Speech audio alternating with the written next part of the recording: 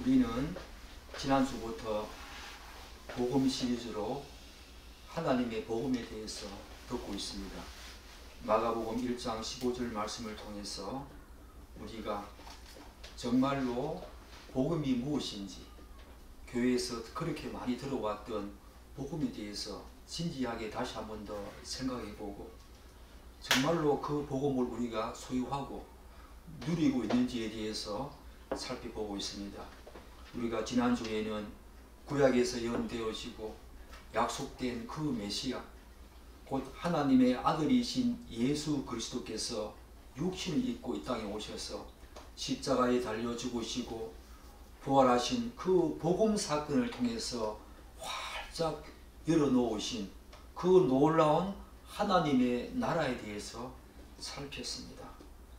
하나님의 나라는 궁극적으로 완성될 미래의 그 하나님의 완전한 통치와 다스림과 지배하심이 있는 그 완성될 영광된 하나님의 나라, 그 나라도 의미하지만 오늘 마가복음 1장 15절에 이 하나님의 나라가 가까이 왔다, 이 말씀은 오히려 현재적으로 예수 그리스도가 가지고 들어오신 하나님의 통치, 지배하심, 인도하심, 그 나라가 지금 임했다라는 것을 우리가 지난주에 살폈습니다.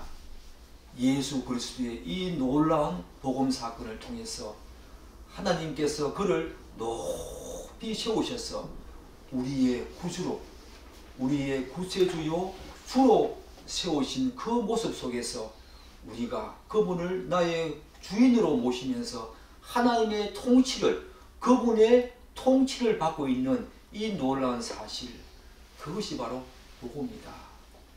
사단의 영과 이 세상의 영과 육체의 소욕에 지배당하면서 죄와 허물 속에 그분을 반역하고 거역하며 살았던 우리의 인생 가운데, 그래서 온갖 죄에 눌리면서 죄에 짓밟으면서 살았던 우리의 이 처참한 인생이 예수 그리스도 그분이 오셔서 열어놓으신 구원의 사건, 그 사건을 통해서 이제 하나님의 나라가 우리에게 임했다. 참 복된 소식이지요. 그 하나님의 나라에 대해서 우리가 지난주에 살폈습니다. 오늘도 한 번 더 마가복음 1장 15절 말씀을 통해서 한 번 더 예수 그리스도 그분의 복음 사건에 대해서 살펴보도록 하겠습니다. 예수님께서는 마가복음 1장 15절 말씀, 이 위대한 복음을 선포하시기 전에 하나님의 나라가 가까이 왔다, 회개하고 복음을 믿으라 라는 이 굉장한 복음을 이야기하기 전에 중요한 말씀을 먼저 언급하십니다. 우리 마가복음 1장 15절 말씀을 한번 읽겠습니다. 이르시되 때가 찼고 하나님의 나라가 가까이 왔으니 회개하고 복음을 믿으라 하시더라. 예수님께서는 먼저 때가 찼다라고 말씀하십니다. 다시 말씀드려서 하나님의 때가 점점 다가오고 있다, 그 말이겠지요. 바로 하나님의 때, 바로 크로노스가 아니라 카이로스의 시간이 지금 점점 다가오고 있다, 그런 말이지요. 예수님의 이 말씀은 우리에게 놀라운 사실을 증거해 주고 있습니다.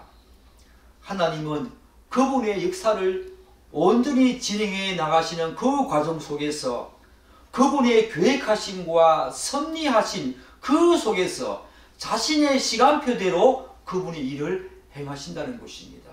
그분이 무작정 아무 계획 없이 그렇게 행하시는 것이 아니라 때가 찼다, 이 말씀은 하나님의 시간표가 점점 다가오고 있다. 하나님이 메시아를 이 땅에 보내시고 하나님의 통치가 임하는, 하나님의 나라가 임하는 그 때를 하나님이 점점 다가오게 하고 있다, 그 말씀이지요. 예수 그리스도 그분의 복음 사건을 통해서 그분의 때가 지금 오고 있다, 때가 찼다, 무르익었다, 그 말씀이겠지요.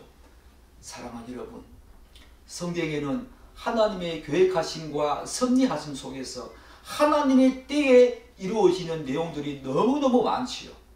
그리고 우리가 믿고 있는 이 기독교는 바로 예언되어지고 우리에게 약속되어진 것들이 하나하나 성취되어져 가는 그런 과정 속에 우리에게 계시해 주는 말씀이지요. 창세기 15장 16절이 되면 이런 말씀이 있지요. 아브라함에게 하나님이 언약하신 말씀입니다. 내 자손은 4대 만에 이 땅으로 돌아오리니 이는 아무리 족속의 죄악이 아직 가득 차지 아니함이다. 애굽에 400년 종되었던 그들을 하나님이 구원하셔서 가나안 땅으로 들어가게 하시는데 아모리 족속의 죄악이 아직 가득 차지 않았기 때문에 그 일을 아직까지 이루지 아니하시고 4대 만에 돌아오게 하신다. 놀랍지 않습니까? 아모리 족속의 죄악이 아직 가득 차지 않았다. 가득 차게 되면 하나님이 애굽에서 이스라엘 백성들을 아브라함에게 약속하신 그 언약대로 그들을 구원하셔서 그 약속의 땅, 축복의 땅, 가나안 땅, 젖과 굴이 흐르는 그 은혜의 땅으로 들어가게 하신다. 하나님의 때에 그렇게 하신다. 얼마나 놀랍습니까? 오늘 이 말씀 속에 때가 찼다. 이 말씀이 우리에게 큰 위로가 되어지는 것은 하나님이 재림의 때, 재림하시는데 그 때가 있다. 사랑하는 여러분, 때가 있다는 것입니다. 우리가 이제야 저제야 예수님을 간절히 대망하지만 우리의 뜻대로 그 일이 이루어지는 것이 아니라 하나님의 때에 하나님이 그 때를 가득 차시게 하실 때에 그때 바로 예수님이 이 땅에 재림하신다. 그렇게 보면 되겠지요. 그분의 때에 하나님은 아시는 그 때에 사랑하는 여러분, 예수님이 복음을 가지고 초림하실 당시에 이스라엘의 시대적인 상황은 어떠했습니까? 그들은 로마의 압제와 속박 속에 살고 있었던 식민지였습니다. 나라를 잃은 상태였습니다. 그리고 그들의 영적인 상태는 어떠했습니까? 말라기 선지자 이후에 약 400년간 선지자가 없어서 하나님의 말씀이 이들에게 선포되어지지 못한 그런 영적인 암울한 상태였습니다. 이러한 점을 놓고 볼 때에 당시 예수님께서 오실 이 당시에는 이스라엘의 상황이 건국 이래로 가장 최악의 영적인 그리고 시대적인 상황 속에 있었다. 그렇게 말해도 과언이 아니겠지요. 그래서 추측컨대 당시 이스라엘 백성들은 이 메시아에 대해서 어떤 생각을 했을까? 우리가 크게 두 가지로 요약할 수 있겠지요. 한 부류는 그들이 지금 직면한 이런 시대적인 상황 속에서 식민지 속에 있었던 이들, 영적으로 너무너무 암울한 상태에 있었던 이들, 그렇기 때문에 메시아에 대한 소망을 다 잃어버린 채 이제 메시아가 오시지 않을 것이라고 하는 그런 생각들을 계속해서 가지고 있었던 그런 부류가 있었을 것입니다. 그리고 다른 한 부류는 예수님 당시에 대다수의 이스라엘 백성들, 유대 백성들이 생각했듯이 이 당시에 속박 속에 있었던 로마의 식민 속에 있었던 이들에게 정치적이고 물리적인 메시아, 그런 힘과 권능을 가진 메시아가 오셔서 자신들을 해방시켜 주실 것이라고 하는 그런 메시아관을 이들은 갖고 있었겠지요.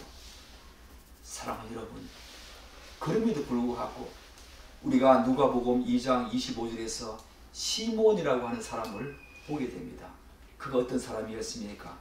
예루살렘에 시몬이라는 사람이 있으니 이 사람은 어렵고 경건하여 이스라엘의 위로를 기다리는 자라. 성령이 그 위에 계시더라. 이런 시대적인 상황과 영적인 암울함 속에서도 시몬은 이스라엘의 위로를 기다리면서 메시아를 대망하고 있었다. 그 대망하고 있던 이 시몬에게 예수님께서 바로 보이시지 않습니까? 사랑하는 여러분, 예수님께서 이러한 상황 속에서 초림하셨다면 예수님의 재림을 기다리고 있는 우리들은 어떻습니까? 오늘 우리의 상황을 한번 돌아보십시다. 정말 그분이 도둑같이 오신다. 그렇게 말씀하지 않습니까? 우리가 생각하지 못한 때에, 우리가 예상하지도 못한 때에 그분이 오신다. 지금 그때가 점점 차가고 있다라는 생각을 여러분 하시지 않습니까? 사랑하는 여러분, 하나님의 때에 그분이 오셨듯이 하나님의 때에 그분이 또다시 재림하실 것입니다.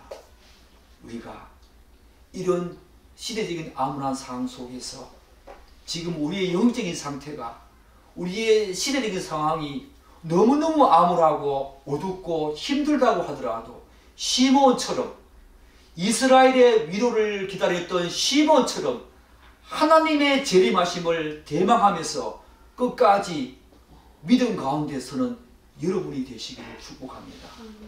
때가, 하나님의 때가 있다는 것입니다. 그 때가 점점 차오르고 있는 지금 이 시대입니다.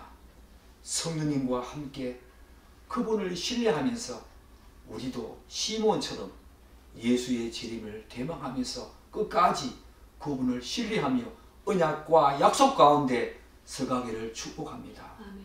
그런 다음에 예수님께서는 이제 현재적으로 임한 하나님의 나라를 소유하고 누리기 위해서, 그리고 궁극적으로 미래에 완성될 그 하나님의 나라에 들어가기 위해서 이 복음이 요구하는 하나님의 나라의 통치, 그분의 지배하심과 다스림을 현재적으로 그리고 미래적으로 그분의 그 나라에 들어가기 위해서 복음이 요구하는 조건을 말씀하십니다. 즉 복음을 들은 자에게 어떤 반응을 해야 한다, 그렇게 말씀하시지요. 우리 15절 다시 한번 읽겠습니다. 이르시되 때가 찼고 하나님의 나라가 가까이 왔으니 회개하고 복음을 믿으라 하시더라. 바로 복음에 대한 반응, 이 복음이 요구하는 조건, 이 하나님의 나라의 통치를 받고 하나님의 나라에 궁극적으로 들어가기 위해서 복음이 요구하는 조건이 무엇입니까? 회개하고 복음을 믿는 것입니다. 그렇지만 실제 우리가 신자가 되는 과정 속에서 자세히 살펴보게 되면 이 회개와, 오늘 예수님께서는 회개하고 복음을 믿으라 하고 회개와 복음을 분리해서 말하지만 실제 우리가 신자가 되는 과정 속에서는 회개와 이 믿음은 절대로 분리할 수 없는, 뗄래야 뗄 수 없는 그런 불가분의 관계에 있지요. 두 가지 요소는 불가분의 관계에 있다는 것입니다.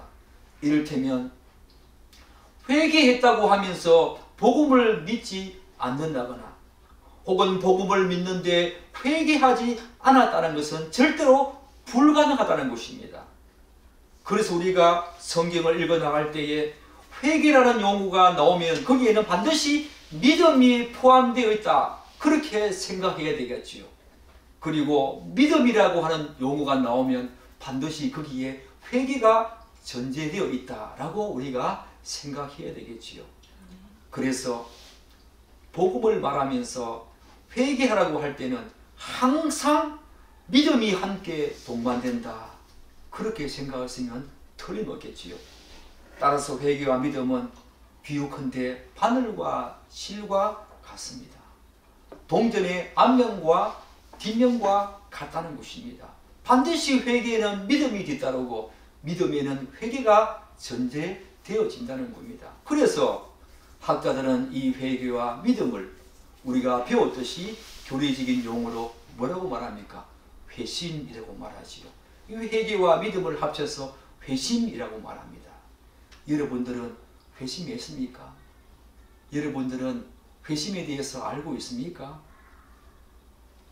예수님께서는 분명히 구약에서부터 예언되어지고 약속된 복음, 곧 이미 도래한 하나님의 나라를 소유하고 그리고 누리려면 회심해야 된다, 회개하고 복음을 믿어야 된다, 회심해야 된다, 그렇게 말씀하십니다. 그렇다면 여러분, 회심은 무엇입니까? 회심이 무엇입니까?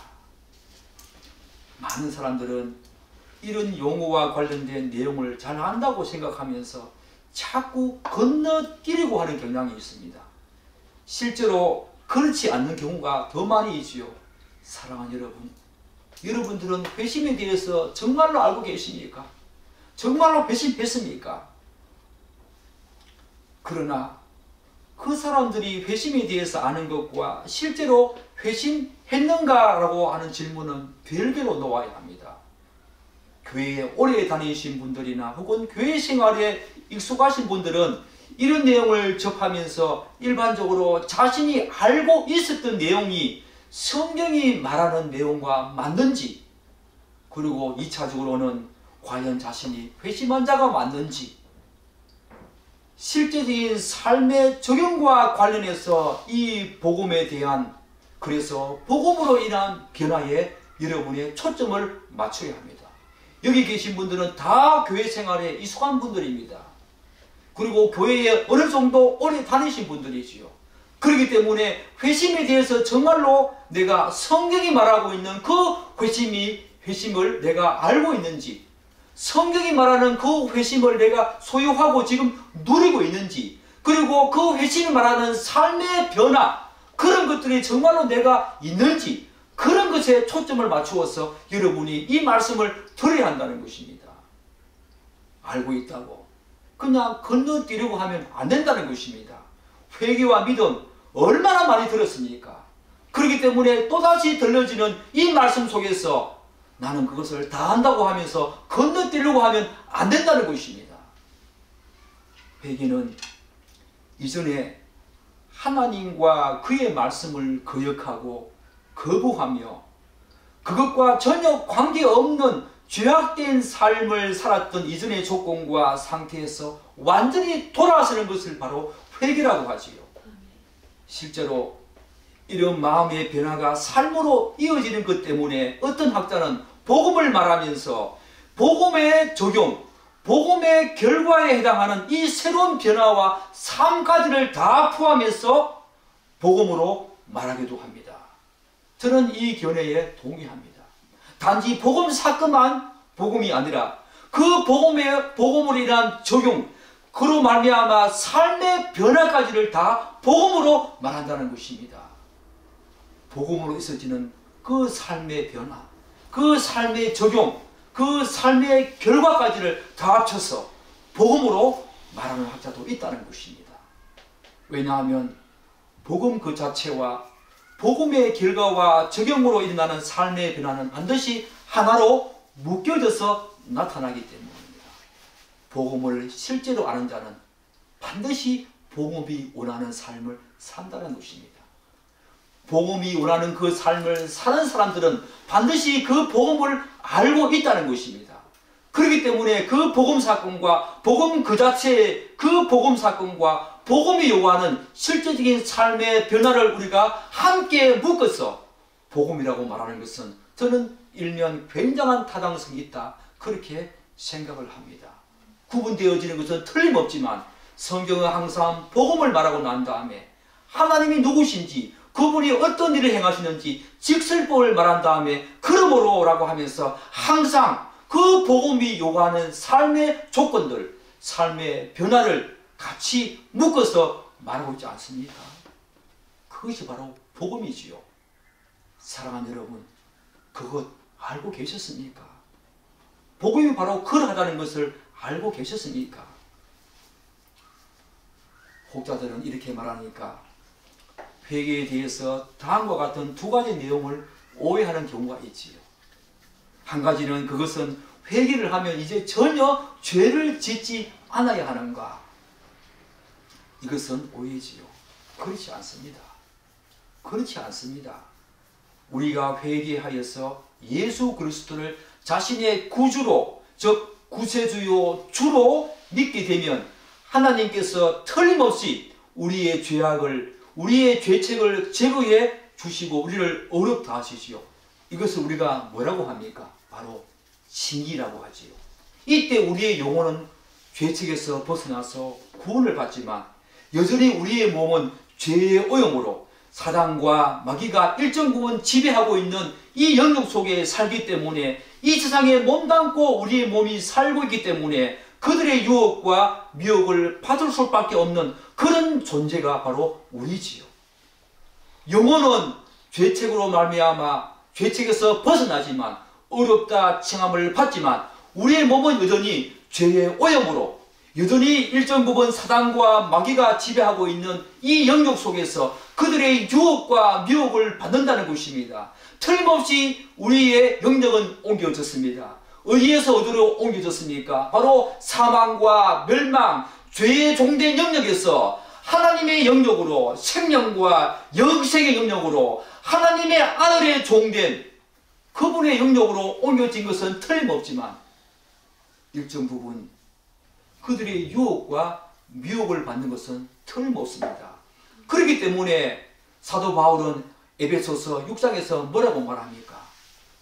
너희 몸을 이 사단과 이 세상의 영과 영적인 전쟁을 하기 위해서 뭐라고 말합니까? 전신 갑주를 입어라. 우리에게 일정 부분 영적인 전쟁이 있다는 것입니다.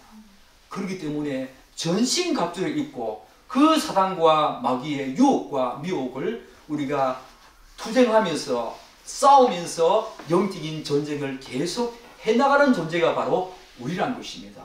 몸 때문에 오염된 이 몸 때문에 여전히 죄의 오염에 빠져있는 우리 때문에 그렇기 때문에 죄를 전혀 짓지 않는다. 그렇지는 않지요. 회개했다고 해서. 그런데 이런 놀라운 사실은 반드시 있어진다는 것입니다. 진정한 회개는 다음과 같은 놀라운 변화가 있지요.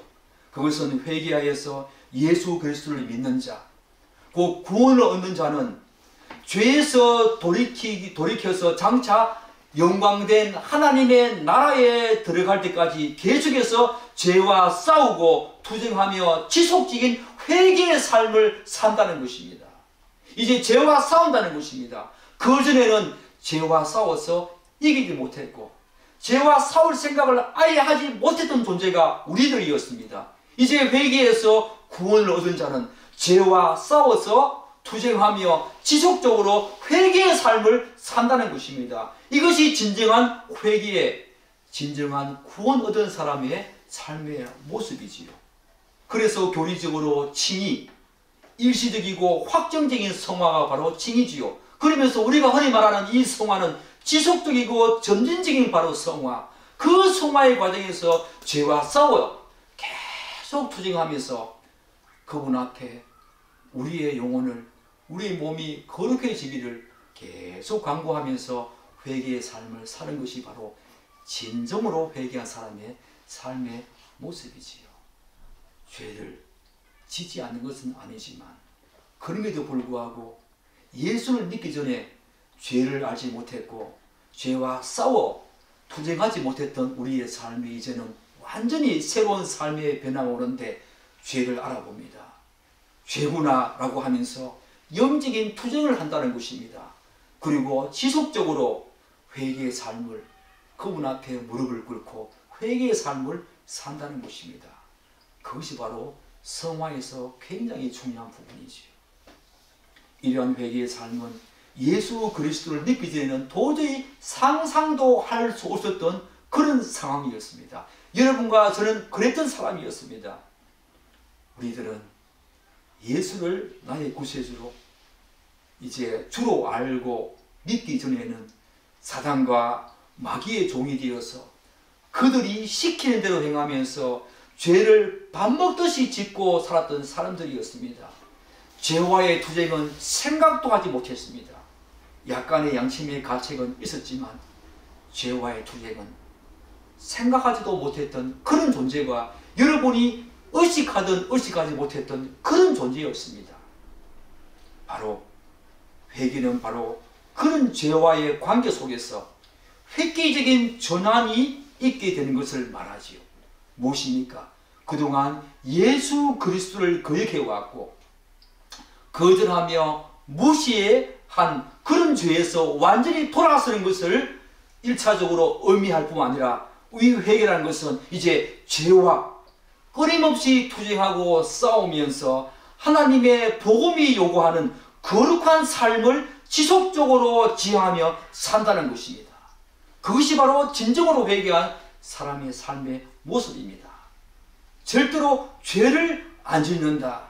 그런 것은 아니지만 진정한 회개의 삶은 바로 이런 삶이다. 바로 죄와 투쟁하고자 하고 죄를 거절하고자 하고 죄에 대해서 이제 정오하고 싫어하며 경멸하면서 죄를 이기려고 하는 그런 삶의 모습이 우리에게 있어진다는 것입니다. 또한 우리가 거룩한 삶의 모습으로, 성화의 거룩한 삶의 모습으로 날마다 그 삶을 지향하면서 회개의 삶을 산다는 것입니다. 그것이 바로 진정한 회개의 삶의 모습이죠. 죄를 짓지 않는다. 그런 것은 우리가 절대로 없는 일입니다. 죄를 안 지으면 좋겠지만 우리의 삶은 그럴 수가 없지요. 그것은 오해입니다. 그리고 회개와 관련해서 다음과 같은 오해도 있지요. 그것이 무엇입니까? 저는 이런 경우를 참 많이 겪었습니다. 사역자가 되어서 아이들을 교회 수련회나 집회에 데리고 가게 되어지지요. 어떤 사람이 회개했다는 것을 자신의 어떤 감정과 느낌을 가지고 표현한다거나 혹은 이전에 자신이 지은 죄를 후회하는 정도로 말하는 경향이 있습니다. 그러나 진정한 회개는 단순히 자신이 지은 죄를 후회하면서 드러내는 감정적인 정도가 아니지요.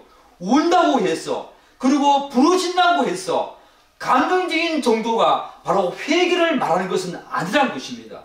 물론 회개를 말할 때에 그런 감정적인 부분이 일부 포함된다는 것을 절대로 배제할 수는 없지만, 자신이 지은 죄와 그것의 결과를 단순히 후회하면서 감정적으로 어느 정도 표현했다고 해서 그것이 회개다, 그건 아니라는 것입니다.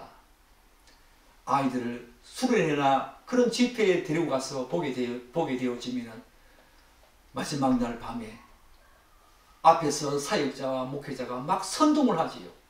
막 선동을 합니다. 그때 일부 아이들이 울음을 터뜨리게 되고 감정적인 그런 어떤 격한 어떤 모습으로 자기의 감정과 자기의 느낌을 막 토로하기 시작합니다. 옆에 있던 사람들이 이리저리 보지요. 자신도 그러해야 된다는 것을 눈치챈 아이들이 자신의 모든 감정을 짜내어서 그렇게 하는 경우가 있지요.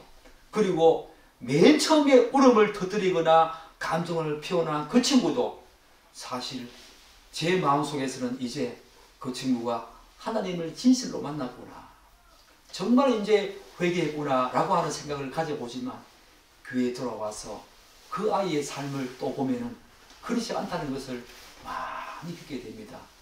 많이 속았습니다. 아니라는 것입니다. 아, 이게 회개가 아니구나.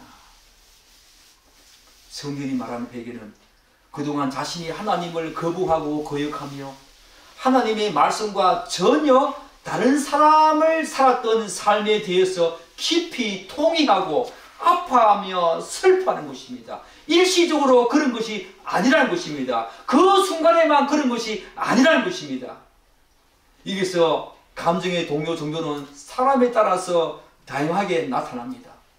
이를테면 그 감정의 동요가 다른 사람들보다 훨씬 더 클 수도 있고 잘 클 수도 있다는 것입니다. 그러나 회개와 관련해서 정말 중요한 것은 그런 감정의 어떤 정도가 아니라 그 죄 자체를 얼마나 아파하고 슬퍼하는가, 그런 것이지요. 따라서 진정한 회개는 1차적으로 자신이 지은 죄에 대한 분명한 자각과 인식이 반드시 있어야 합니다. 진정한 회개는 바로 이런 지적인 동의가 있어야 한다는 것입니다. 죄가 무엇인지, 자신이 지금까지의 삶 속에서 얼마나 많은 죄를 지었는지 그 죄에 대한 자각과 분명한 인식이 회개의 첫 출발이다. 바로 지적인 동의가 있어야 한다는 것입니다. 그리고 그러한 분명한 죄에 대한 인식과 자각을 기초로 해서 자신이 지은 그 죄에 대한 통회와 슬픔이 있다는 것입니다. 반드시 아픔이 동반된다는 것입니다. 감정적인 동요가 있다는 것이요. 그래서 여러분, 예수님께서 산상순에서 뭐라고 말씀하십니까? 애통하는 자는 복이 있다. 바로 그 애통, 자신의 죄에 대해서 슬퍼하고 아파하면서 애통해하는 그 마음이 바로 진정으로 회개한 자의 모습이고 복을 받은 자의 모습이지요. 분명히 감정적인 동요 있습니다. 한 걸음 더 나아가시오. 이것이 바로 중요합니다. 죄에 대한 지적인 동의와 그리고 감정적인 동요에 이어서 이제 실제적인 삶 속에서 죄를 거부하고 또한 싫어하며 정오하고 경멸하는 의지적인 부분이 반드시 그 이후에 뒤따라온다는 것입니다. 결국 진정한 회개는 죄와의 계속적인 투쟁이 동반되면서 죄를 멀리하는 지속적인 삶을 살게 된다는 것입니다. 이러한 측면에서 사정리를 통한 전도회 또한 교회의 수련을 통한 죄사함의 선포는 굉장히 비성경적이고 위험한 행동이지요. 교회의 수련회 때 일시적으로 감정적인 동요를 가지고 자신의 느낌을 가지고 그렇게 회개했다고 해서 너 이제 죄사함 받았다. 사정리를 통해서 전도하면서 하나하나 물어가면서 맨 마지막에 회개했다고 해서 당신이 이제 죄사함 받았다고 그렇게 말하는 것은 굉장히 비성경적이고 또한 위험한 행동이라는 것입니다. 그 사람의 삶을 보아야 한다는 것입니다. 진정한 회개는 바로 그러하다는 것입니다. 사랑하는 여러분, 따라서 진정으로 회개한 사람은 어떤 사람이겠습니까? 이전의 삶과 달리 더 이상 죄와 편안하게 살지 않을 뿐만 아니라 그런 삶은 이제 불가능합니다. 죄와 함께 편안하게 산다. 죄를 짓고 나서도 전혀 하나님에 대한 그런 어떤 반응이 없다. 회개에 대한 반응이 없다라고 하는 것은 이제 진정한 회개의 삶에서는 도저히 불가능한 삶이지요. 또한 말씀과 상반되는 조그마한 죄가 발견될 때에도 통회하고 아파합니다. 그것이 행동으로 드러난 것이 아니라 할지라도 마음속에 그런 마음을 품었다 하더라도 하나님의 말씀 앞에 자신의 생각이 너무너무나 상반되어진다는 그런 생각을 가지고 통회하며 아파하는 것이 바로 진정한 회개의 한 사람의 삶이라는 것입니다. 진실로 하나님의 위대한 복음이 일으키는 반응은 바로 이런 놀라운 획기적인 대전환이자 변화를 가져온다는 것입니다. 여러분에게 그런 삶의 모습이 있습니까? 정말 그런 삶을 살고 있습니까? 교회를 다니면서도 자신의 삶에서 이런 모습이 없다면 아직 그는 복음을 알고 소유한 자가 아니지요. 구원을 받지 못한 자입니다. 그렇다면 이제 회개와 함께 믿는다는 것은 무엇을 말하는가? 그 믿음은 어떻게 일어나는가? 우리가 앞에서 방금 언급한 것과 같이 회개와 믿음은 뗄래야 뗄 수 없는 그런 불가분의 관계에 있다고 말씀드렸지요. 그래서 이 믿음 또한 회개와 마찬가지로 세 가지 중요한 요소를 함의하고 있습니다. 바로 하나님과 예수 그리스도와 그분이 계획하시고 성취하신 그 위대한 복음 사건, 곧 믿음의 그 대상 예수 그리스도와 하나님 아버지, 그 믿음의 대상과 내용에 대한 올바른 인식과 자각, 그런 지적인 동의가 반드시 믿음에 전제되어진다는 것입니다. 우선적으로 그런 부분이 반드시 있다는 것입니다. 믿음의 대상과 그 복음 사건에 대한 내용에 대한 지적인 동의, 이것이 반드시 있어야 있는다는 것입니다. 그리고 그 지적인 동의를 바탕으로 이제는 마음의 동요, 감동, 감화, 그리고 감정적인 기쁨과 동의가 있다는 것입니다. 그리고 마지막으로 이러한 두 가지 요소를 바탕으로 마지막이 무엇이겠습니까? 믿음의 대상과 믿음의 내용에 대한 이 지적인 동의와 감정적인 동요, 감동, 감화, 기쁨이 일어난 후에 이제 주관적인 무한한 신뢰와 헌신과 섬김이 그 믿음의 대상에 대해서 반드시 있어진다는 것입니다. 믿음은 바로 이런 것이라는 것입니다. 사랑하는 여러분, 우리가 사도행전 2장에서 베드로의 설교를 듣지 않습니까? 이들이 유대 백성들이 어떻게 회개의 삶을 살고 어떻게 믿음을 가지게 됩니까?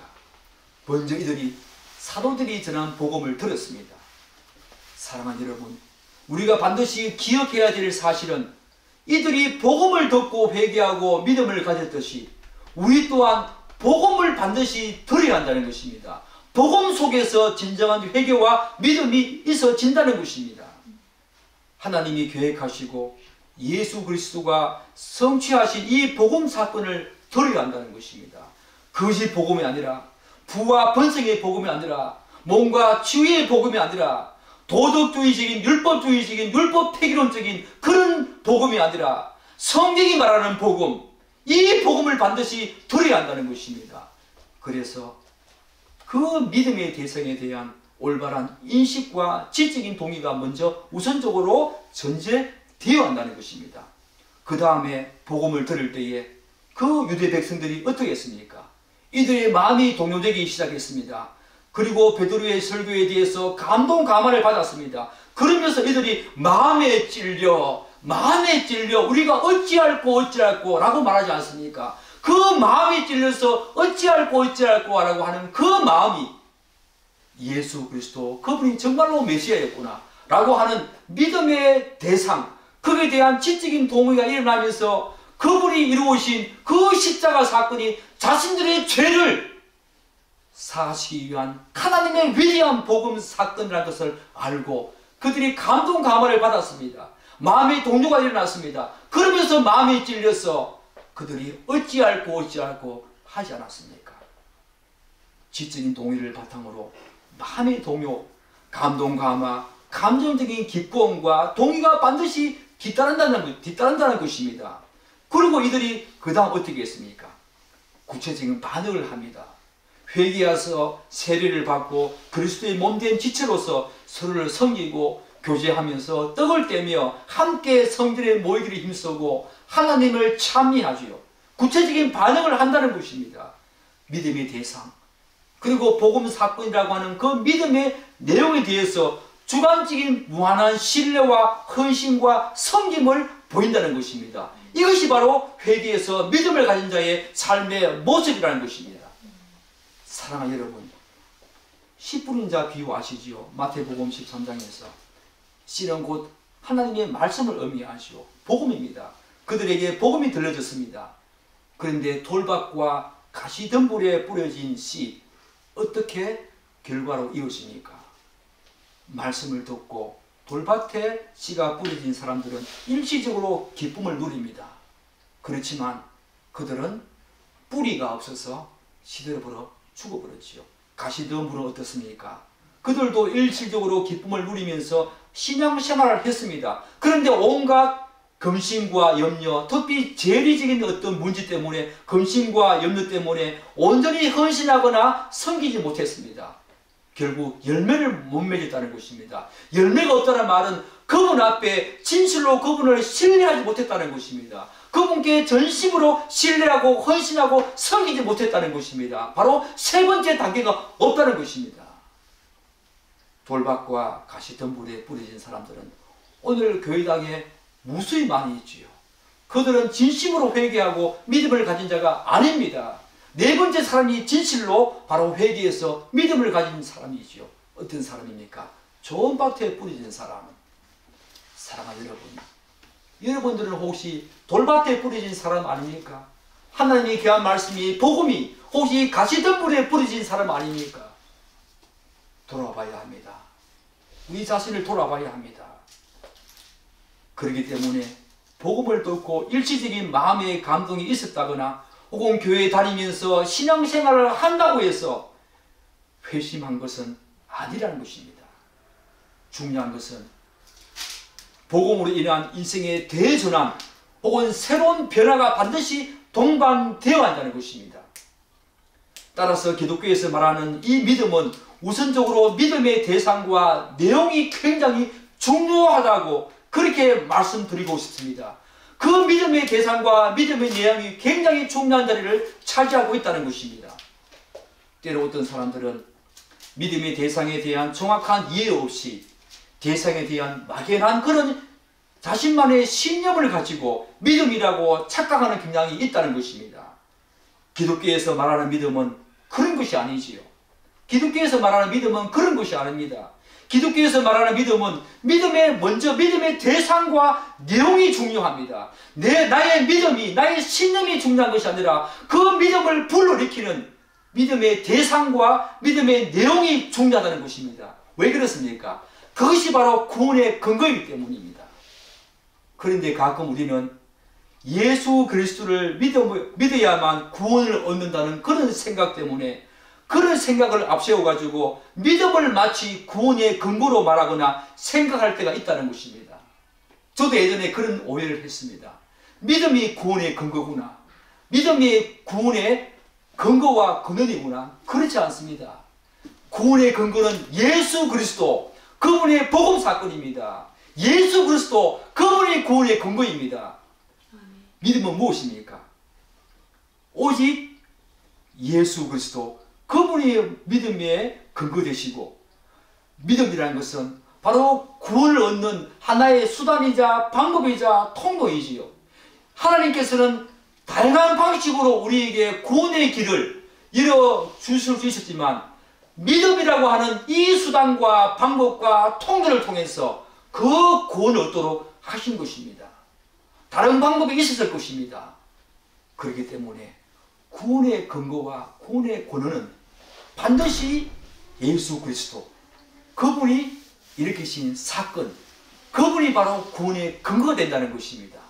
그리고 그 구원의 근거를 알고 믿음이라고 하는 수단과 방법과 통로를 통해서 하나님은 우리에게 구원 얻는 방법을, 구원 얻는 길을 우리에게 열어주셨지요. 구원의 근거와 방법을 뒤바꾸면 안 된다는 것입니다. 여러분도 혹시 믿음을 구원의 근거로 생각해 본 적이 있습니까? 저는 그렇게 많이 생각했습니다. 구원의 수단이요, 방법이지요. 그래서 이 구원의 수단이요, 방법에 해당하는 믿음을 복음보다 더 크게 부각시키거나 강조하는 것은 기독교에 대한 오해를 불러일으킬 수 있는 심각한 우를 범하는 것입니다. 바로 믿음주의죠. 바로 믿음주의. 믿음을 많이 강조한다는 것입니다. 때로는 극단적인 회신론자, 이들도 바로 이런 유에 속하지요. 교회에 오래 다닌 사람들이 이전에 교회에서 회개와 믿음을 복음 앞에 두고 어떤 조건과 수준을 가져야만 구원을 얻는 것으로 배워서 계속 율법적인 모습을 보이는 경우가 많습니다. 저는 그런 경우를 많이 보았습니다. 그렇지 않습니다. 만일 어떤 사람이 자기 스스로 무언가를 얻고 어느 정도의 믿음의 수준의 정도까지 이르러야 구원을 얻는다고 생각한다면 그것은 복음이 아닙니다. 그것은 믿음주의입니다. 믿음주의, 구원을 얻는 믿음과 은사로서의 믿음은 우리가 구분해야 되지요. 사랑하는 여러분, 구원의 근거는 예수 그리스도, 그리고 그분의 복음 사건입니다. 믿음은 그 구원을 얻는 통로요, 수단이요, 방법이지요. 믿음은 중요합니다. 그렇지만 우선은 구원의 근거이신 예수 그리스도, 그리고 그분의 복음 사건입니다. 하나님께서는 다른 방식이 아니라 오직 믿음이라고 하는 통로와 수단을 사용해서 구원을 얻게 하셨지요. 그래서 믿음이라고 자꾸 말한다면 그것은 이방 종교와 다름없지요. 믿음은 복음이 자신의 것이 되게 하는 하나의 도구이자 통로일 뿐입니다. 그래서 믿음주의와 극단적인 회신자들은 바로 이런 우를 범한다는 것입니다. 구원의 근거가 뒤바뀐다는 것입니다. 구원의 근거는 반드시 예수 그리스도, 그분의 복음 사건입니다. 구원의 통로가, 수단이, 방법이 바로 믿음이지요. 이것을 뒤바꾼다는 것은 굉장히 큰 우를 범한다는 것입니다. 오늘날 교회에서 이런 일들이 굉장히 많다는 것입니다. 그래서 복음 사건과 예수 그리스도, 그분에 대한 내용은 간단하게 건너뛰면서 계속 믿음만을 강조한다는 것입니다. 그것은 잘못됐다는 것입니다. 구원의 근거는 다 어디간들 어디에 놓고 너무너무 가볍게 쉽게 그렇게 다루면서 믿음만 계속 강조한다는 것은 굉장한 위험이라는 것입니다. 구원의 근거는 예수 그리스도, 그분의 복음 사건입니다. 믿음도 중요하지만 앞에 것을 건너뛰고 그리고 가볍게 그렇게 생각하면서 계속 믿음만 강조한다는 것은 굉장한 위험이 있다는 것입니다. 그런 사람은 바로 믿음주의지요. 구원 얻는 믿음과 은사로서의 믿음을 구분하지 못하는 그런 우를 범한다는 것입니다. 구원 얻는 믿음은 은사로서의 믿음과 다르다는 것입니다. 성경에서 이 사람들로 저 산에 저 바다에 던져오는 그 믿음은 구원 없는 믿음이 아니지요. 그것은 은사로서의 믿음이지요. 고린도전서 12장에서 말하는 그 믿음이지요. 사랑하는 여러분, 여러분들은 정말로 이런 믿음을 가지고 있습니까? 정말로 회심한 자가 맞습니까? 회개와 믿음을 합쳐서 회심이라 그랬는데 정말로 회심한 자가 맞습니까? 죄에 대해서 그런 반응을 보이고 있습니까? 여러분의 실제적인 삶 속에서 대전환이 일어나고 대변화가, 새로운 변화가 일어났습니까? 그런 삶을 지금도 지속적으로 살고 있습니까? 여러분, 돌아봐야 합니다. 내가 이것을 알고 있다고 해서 그냥 건너뛰면 안 된다는 것입니다. 지금은 돌아봐야 합니다. 지금은 돌아봐야 합니다.